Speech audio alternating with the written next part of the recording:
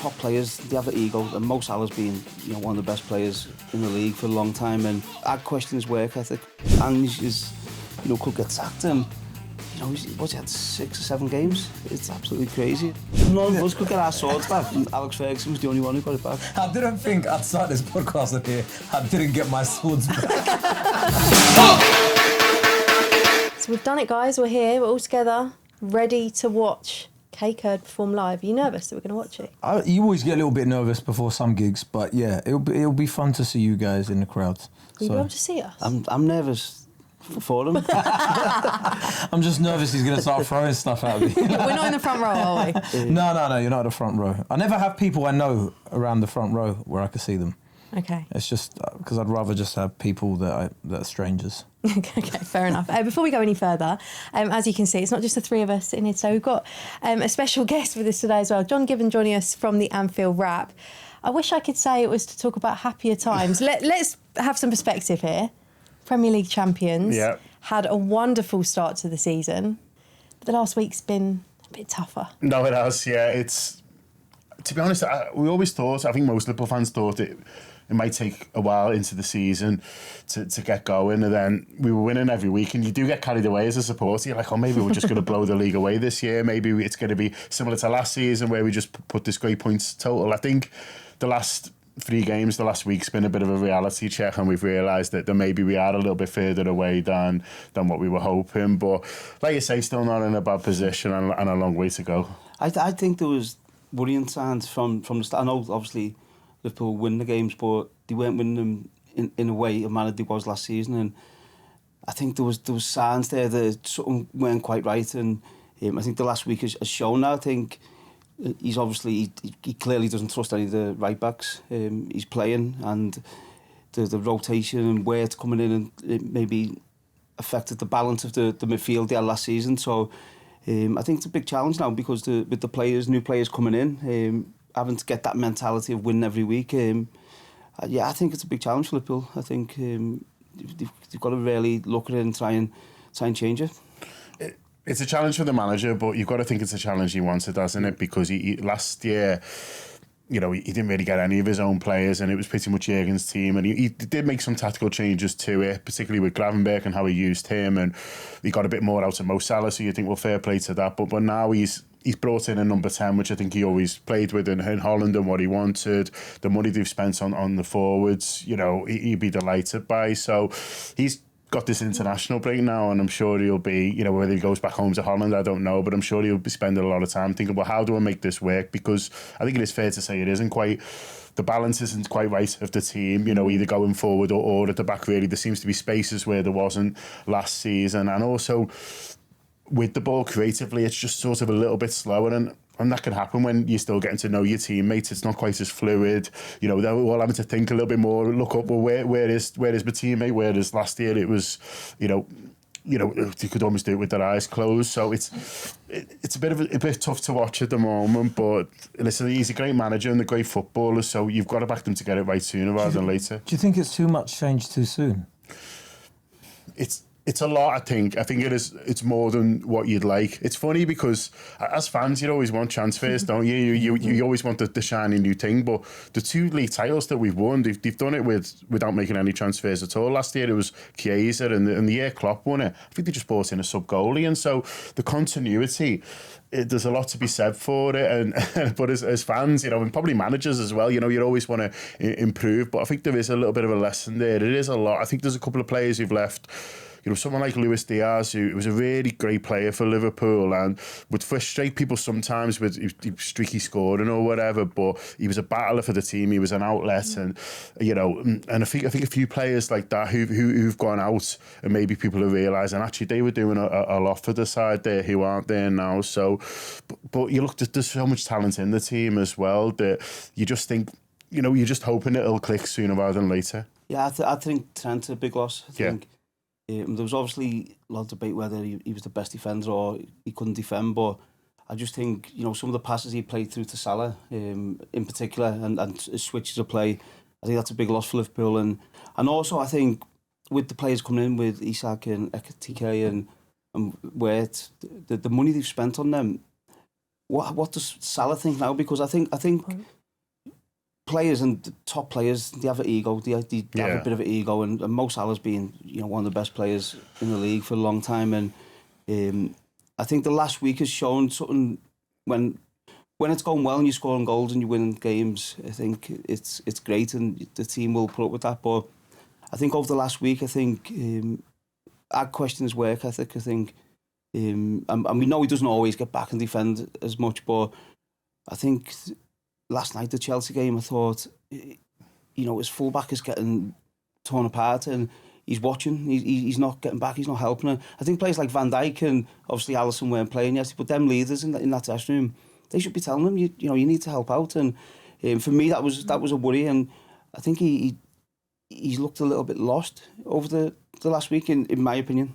I think lost is maybe how he feels, and he's made a couple of interesting comments to the media this season about, I think when he said Arsenal, he felt that Arsenal were favourites because they had the continuity and things like that. And I think a few people said it was mind games. I don't think he's really like that. I think he's pretty honest. And there was the comments on social media where he'd seen someone say about the upgrade up front, and he was like, don't speak too badly about the guys that are gone. And that was a real insight to me, that he actually really valued what they were doing for him. And like you say, Wayne, the team was built around him last year, but then when you sign players like Isaac and Wirtz, then you're not necessarily going to abandon Mo Salah, but it is going to change the way you play. And you think, well, how is this team built now? And is he just another player? And not necessarily how he feels about that, but is that going to?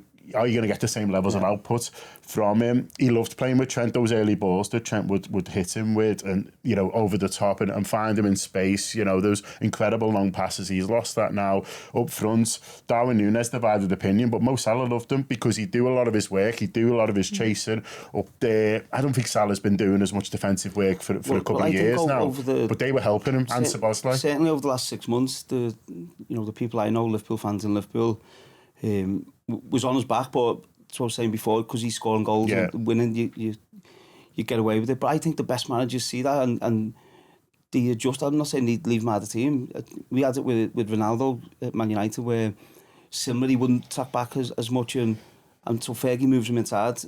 So you've still got that balance of the team, you've still got that work getting done, but he moves him inside, so he's still on the pitch because he's always got a chance of scoring goals and win games. And I think when you get a little bit older as well, I think Slot maybe could have looked at that yesterday and thought, what, Chelsea are killing us down the side.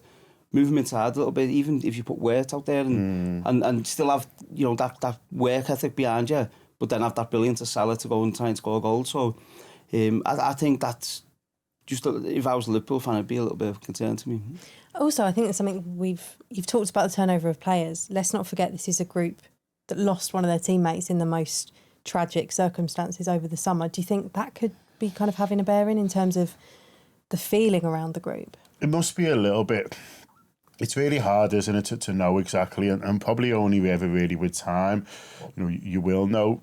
I remember we did something on Kenny Dalglish resigning in 91, and you spoke to people about that, and at the time Hillsborough wasn't really sort of talked as part of it, and then you look back now and say, well, of course it was having an effect on him. And so I think sometimes when you're in the moment in your games and you think, well, the players won't want to use it as an excuse, so that's sort of first of all, but also they probably don't quite know how much it's affecting them now, and maybe they'll look in a couple of years' time and go, well, how do we even sort of go out there and play? Because he is the friend, and I think as fans we need to remember that, because as fans, we were devastated as well, and he meant so much to them, but he was their mate, do you know what I mean? They saw him every day in the club, and so it can't be discounted at all, but how much of it is affecting them, it is really hard to say. I think there's just so many different things. There's the Jota, there's losing Diogo, there's the idea of a lot of transition, there's the manager trying to just change the team into something else and how that works, and then sometimes players are just a bit out of form as well. So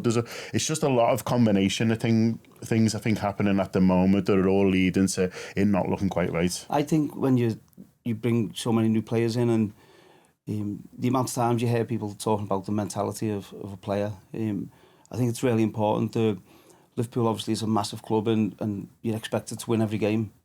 And I remember when I went from Everton to Man United, if we won 2 games in a row at Everton, you'd have to think, okay, it doesn't matter actually if we lose the next game. You're time winner, of course, but it takes that bit of pressure off, doesn't really matter. But when you go to a big club and you're challenging for everything, you have to win every game. You have to have that mindset of winning every game, and some of the players that Liverpool have brought in, I think they need to get used to that. They need to get used to that feeling of winning a game and just moving on and trying to win the next game, rather than, you know, focusing on the game you've just won and, you know, feeling happy about it. It's almost like you're programmed to just get on with it, and then at the end of the season you can relax and enjoy it. But I think that mentality is not used enough in terms of when you bring so many new players in. They have to really find that quick.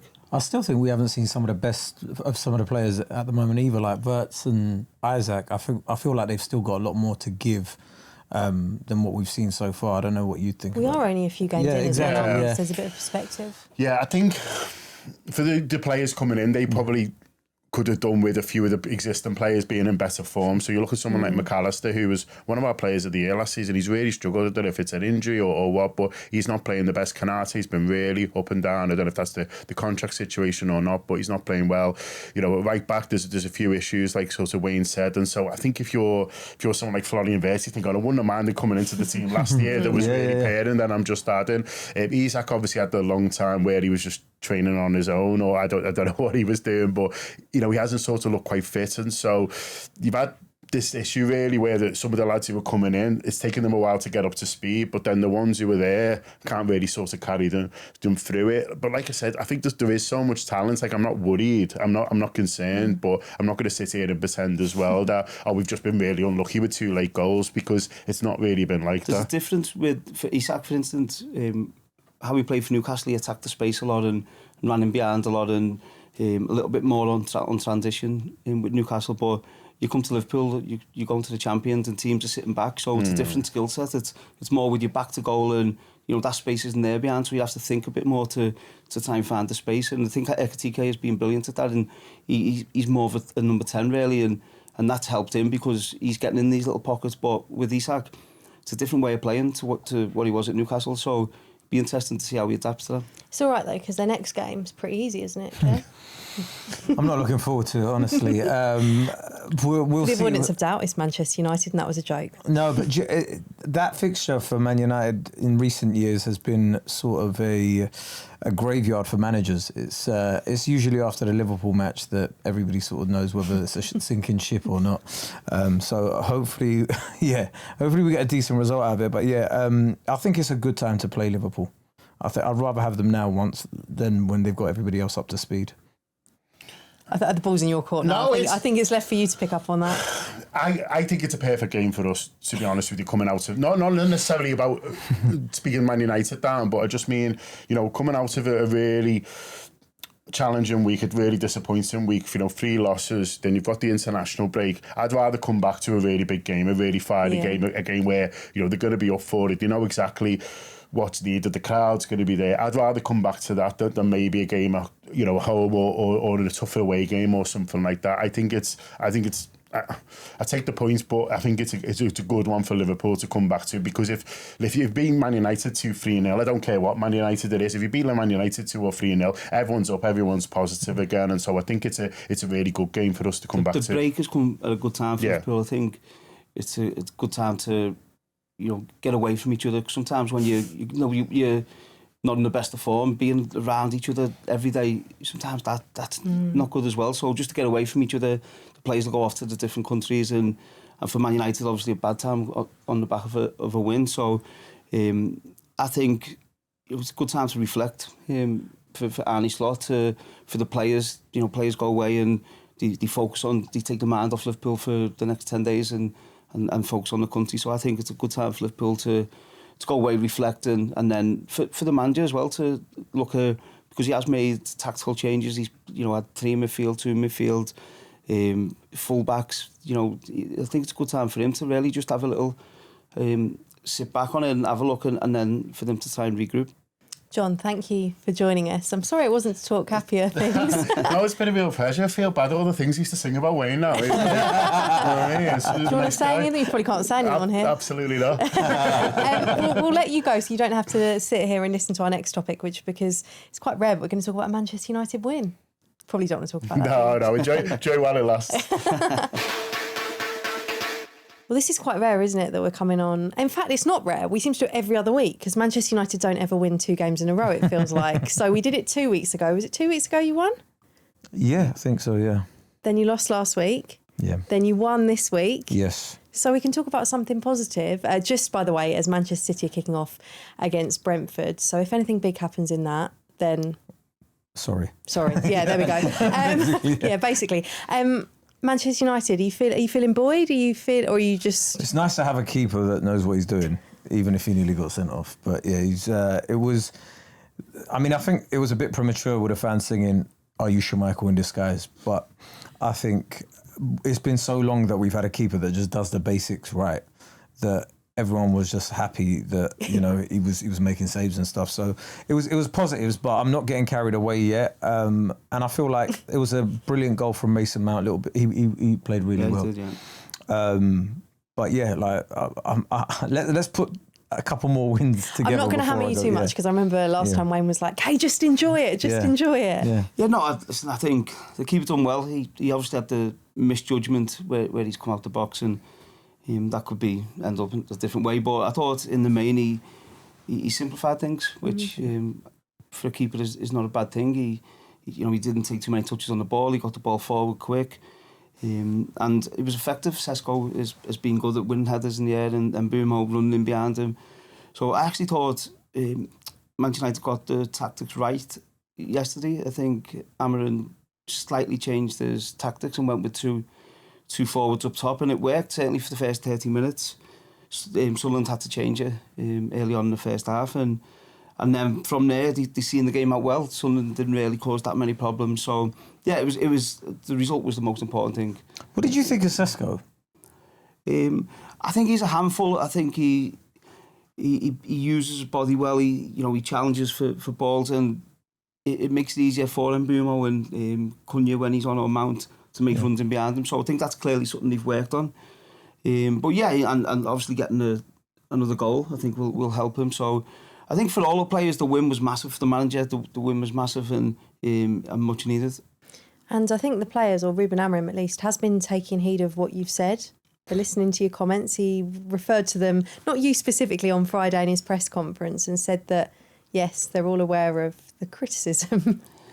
Yeah, well, I'm sure they are. And I think, listen, I said it when I made them comments, it's not something I really want to do, but I feel you have to tell the truth on it. And Ruben Amorim himself has been critical of the players, and it went long ago. He was telling us it was the worst Man United team in the history of the club, and so that's him being honest. And if that's his thoughts, that's his thoughts. So, but for the players, they have to keep focus on what they're doing, and he's the manager. Listen to what he's saying and tactically what he wants, and try and win games, and that's the only way it changes. Really, unfortunately, I've been there as a player and being criticised as a player, and you have to just try and focus on your job and try and win games. And at Manchester United, it's still one of the biggest clubs in the world, so you have to expect to be criticised when you don't win or don't play well. And on the flip side to that, the benefits of playing well and winning games are huge. Yeah, I mean, him coming out saying, "Oh, my system works, it's just that my players don't believe in it because you lot say it doesn't work." It's like, well, it's your job to make them believe. Like, the media are going to speak, aren't they? It's like Man United, like, they're going to speak about you every week. So, like Wayne said, the best way to stop the media saying the system doesn't work is you stringing a few wins together. So, hopefully that does happen. Okay, so next 3 games then. We've already discussed Liverpool. You think it's a good time to play Liverpool? We'll revert back to that comment after the game. Yeah, I'm not saying we'll win, but it's a good time to play them. Then you've got Brighton at home, then Nottingham Forest away. There's no easy games in the Premier League. I'm going to sound like a Premier League Forest manager. could have a new manager by then. All right, let's talk about that then, Wayne. You think? It's crazy. It's true. Yeah, it's crazy. All the rumours that you heard, and Ange is, could get sacked, and he had 6 or 7 games. It's absolutely crazy, and I like Ange. I think he's a good manager. He obviously struggled in the league with Tottenham last season, and then won the Europa League, and it was strange. Obviously, Nuno getting sacked at Forest, and they've brought Ange in. So if he does get sacked, I think it is absolutely. And I'm not hearing anyone talking about the ownership and the decisions they're making. They're the ones making the decisions. So someone, if they do sack him, someone has to be responsible for hiring them.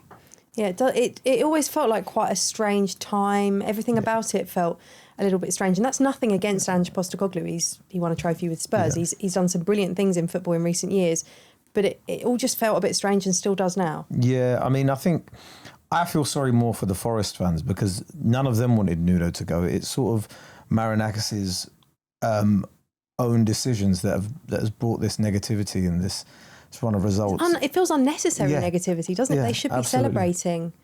Yeah, I still think with Nuno, when you go out as a manager and you publicly, let information out of what is happening between you and your owner, then you're putting yourself at risk. I think that's, the owner's he's the boss. He's paying everyone's wages, and so I think you have to have that respect for the owner from that point of view, and whatever discussions you have, and keep them in house. So I think once that started happening, it was, you could see the end coming. But I don't think Nuno started it. I mean, him coming onto the pitch, shouting at him during that game. Yeah, no, that was obviously... We also don't know the backdrop too. We don't know what's happened behind closed doors. No, of course, yeah. So then there's an opening for the manager, and they've hired Ange, and the difficulty he's got is the style Nuno played to what Ange wants to play is completely different. And I watched him against Burnley and thought Forest were very good, and against Real Betis in the Europa League, I thought they were very good in that game as well. And so he's been unlucky on a couple of occasions, and the problem you've got is the Forest fans really like Nuno, and it doesn't look like they're willing to give Ange the time. They've also had 7 games in 22 days, so you talk about these different styles, coming in, implementing them mid-season during a period like that. How tough is that for him? Well, I know, I've been there. I done it in November, and I lasted a little bit longer than 7 games, but not much. He hasn't been sacked yet. But not much. But no, it is tough because you don't have the time, and I've done in the Championship, so it's continuous games, so you don't have the time really to work with the players on the pitch. So it's tough. But Ange is a good manager. He's won trophies everywhere he's been, and I hope he gets the time. But from everything you're hearing, the Forest fans don't look like they're willing to give him that time. Wayne, you see, when you're talking about trying to get your ideas onto players, during that period when there's so many games, what are you doing? Do you have them in doing like sessions on a whiteboard? Yeah, you're literally in a classroom. You're pulling players individually. You're sitting play as a group, as a group of defenders, as tackling players. So you're constantly working to try and implement your style of how you want it, but not obviously being on the pitch and doing it. Because how do players react to that? 'Cause how would you have reacted to that? Such a big change in style as well. Yeah, there'll be some players who'll be delighted. You want, as an attacking player, you want to play expansive and open football. No, I mean the fact that like you're just being fed this information in a classroom. Like, do you soak that in? Yeah, you can, and I think that's the difference with the top players, because you can take that in, you can take the details in. The best way to do it is on the pitch. There's no doubt about it, and it looks easy when you can pause the video and you can move players with all the Piero and stuff. It looks easy, but then the problem you've got is the picture completely changes in a split second, and it looks completely different. So that you can only get that from being on the pitch. So as much you can give them as much information as you want, but actually until you're on that pitch and the picture changes constantly, which might change your decision to pass the ball here or to go long, whatever that is. You can only get that from being on the training pitch. Talking of managers, seen a couple of managers sent off again this weekend. Vitor Pereira was sent off for kicking the ball in frustration. Of course, Wolves were leading for long portions of that game against Brighton, then drew 1-1, still waiting for their first win of the season. Have you ever had anything like that on the touchline? I got sent off for Plymouth. I kicked a bottle at it, one of the Plymouth fans actually, and I got a straight red card. And again, there's pressures to the job, and Wolves obviously not winning the game, and he's frustrated, and they've conceded the equaliser, and we've seen a few managers sent off this week, haven't we? And it's tough. There's a lot of pressure, and as we were talking about Ange before, you don't know whether they'll have the time. I know Pereira's just signed a new deal, but things change quickly for the manager, and it's a lot of frustration there. What happened when you were sent off? Like, talk me through that. As a manager, you have to go and watch the rest of the game in the dressing room. Is that right? Yeah, you're not allowed back. You out on the pitch in the stands. So you're meant to be in the dressing room. stood in the tunnel and stood behind the steward, and I could What, in I disguise? could still see the game, and we won. Actually, we scored a late winner. So I think I ended up on the pitch again. But yeah, no, you're in the dressing room. I'm sure managers will find a place where you can still see the game. So they went on to win without you on the touchline, suggesting they were playing with more freedom without you there. Yeah, but the next game I was in the stand and we lost 5-0, so...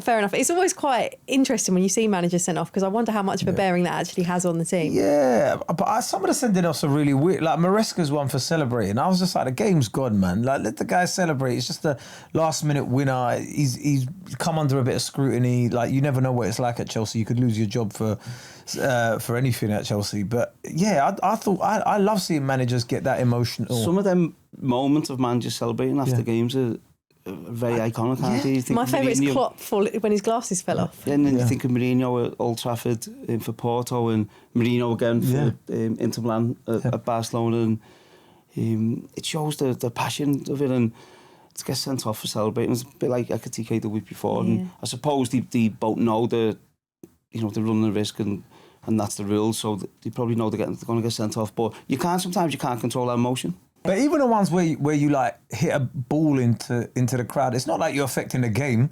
Was the fan all right? The ball, I should have asked this before. This maybe suggests I'm not a nice person to check. Was the fan all right that you kicked the ball at? It was a water bottle. It's right on the chest. Yeah, it's fine, yeah. Did you go and apologise? Yeah, I said so, yeah. You'd be buzzing when you take the water bottle home. I know, but thankfully it was a Plymouth fan. I mean that in a good way. So they quite like If it was an away fan, I'm sure they'll, have taken more action. But it's not like you've kicked that, like going, I'm going to hit a fan. That's why I don't understand why they're giving you a red card. There's no malicious intent behind it. If you apologise... I think you still do need to try and control your emotions, but sometimes that boils over and you get frustrated. It was a terrible decision by the referee, and, on the Monday we got feedback from the decision, and it was the completely wrong decision. But then when that happened, your emotion boiled over. I think we need more emotion. It goes back to what we were saying the other week, doesn't it? Bring back more passion. Bring back more passion. I want to see more managers get animated and lose their rag. Okay, end of pod. No, I'm joking. Just a quick word. It's been a really brilliant weekend for you in general, because Everton won as well. We actually were watching that before we came in here and witnessed you celebrating the goals and Jack off the mark too. Yeah, great finish as well. No, I just loved it. I said it at the time. He celebrated so hard, and I think he celebrated so hard because he wanted to be like, that is my goal. Because it was, like you said, it wasn't the best goal, was it? But he wanted to be sure that he was getting that. And listen, that's a massive win for Everton. Palace, obviously, was 19 games unbeaten. To come from behind and win, I'm absolutely delighted. My little boy was there today as well, so for him, I think it's the first time he's seen Everton win, obviously, at the stadium.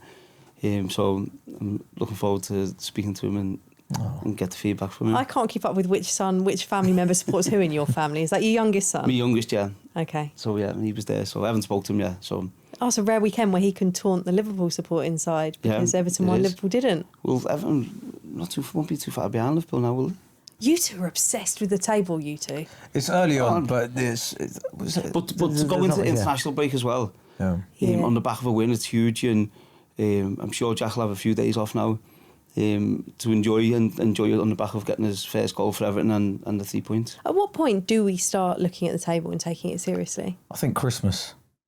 As players, when do you start looking at it? It depends where you are, really. And, at Man United, we used to always think, if we're in the round at Christmas, then we've got a good chance of winning the league.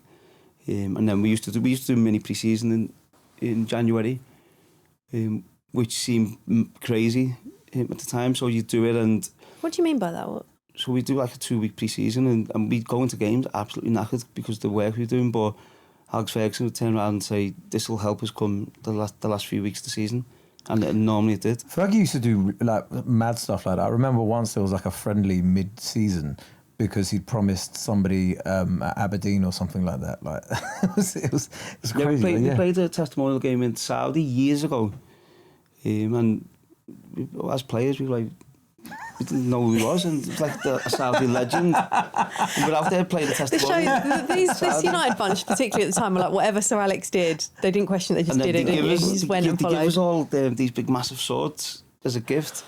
And I think... Just when I think your stories can't get more bonkers, they do. Like, really expensive swords. Where is it?